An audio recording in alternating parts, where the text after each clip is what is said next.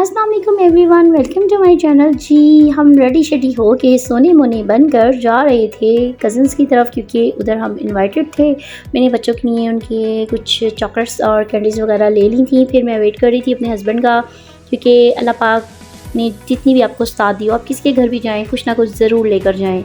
तो उनका फ्लेवर जो फेवरेट था, मैंने वो आइसक्रीम का मंगवा लिया था। अब जी हम उनके घर चले गए थे।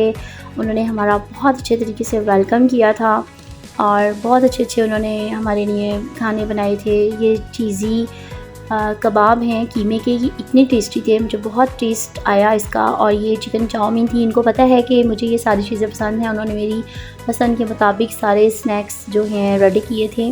खाना हमने उन्हें मना कर दिया था, तो उन्होंने इसलिए ये सारी चीज़ें रखी थी। तो बहुत टेस्टी बना था। अगर आपको किसी के हाथ का कुछ भी पसंद आता है तो उसको ज़रूर अप्रिशिएट किया करें, ताकि वो मज़ीद और मेहनत करके ना आपको अच्छे खाने खिलाए। फ़र्स्ट ऑफ़ ऑल तो कंजूसी करनी नहीं चाहिए, लेकिन तारीफ़ में तो बिल्कुल भी कंजूसी नहीं करनी चाहिए। अगर आपको किसी की कोई चीज़ पसंद आती है, कोई खाना, किसी की ड्रेसिंग, किसी की बात करने का स्टाइल, किसी के बाल, किसी का कुछ भी आपको अच्छा लगता है, किसी का घर, किसी की सफाई, तो प्लीज़ उसको अप्रिशिएट किया करें, ताकि वो मज़ीद मेहनत किया करे और तारीफ़ में बिल्कुल भी कंजूसी ना किया करें।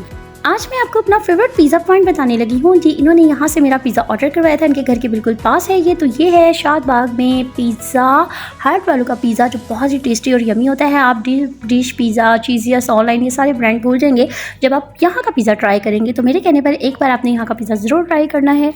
ये है चिकन मलाई बोटी पिज़्ज़ा, तो बहुत टेस्टी और यमी होता है। और पिज़्ज़े के साथ कोल्ड ड्रिंक ना हो ऐसा तो नहीं हो सकता।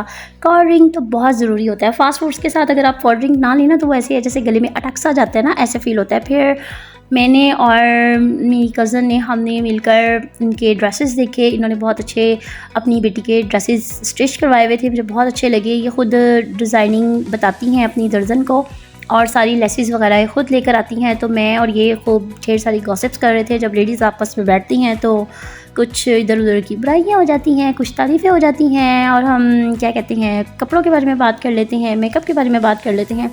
तो जी आज डिस्कस हो रही थी कपड़ों की, तो मुझे इनकी सिलेक्शन बहुत अच्छी लगी, इनकी कलेक्शन बहुत अच्छी लगी।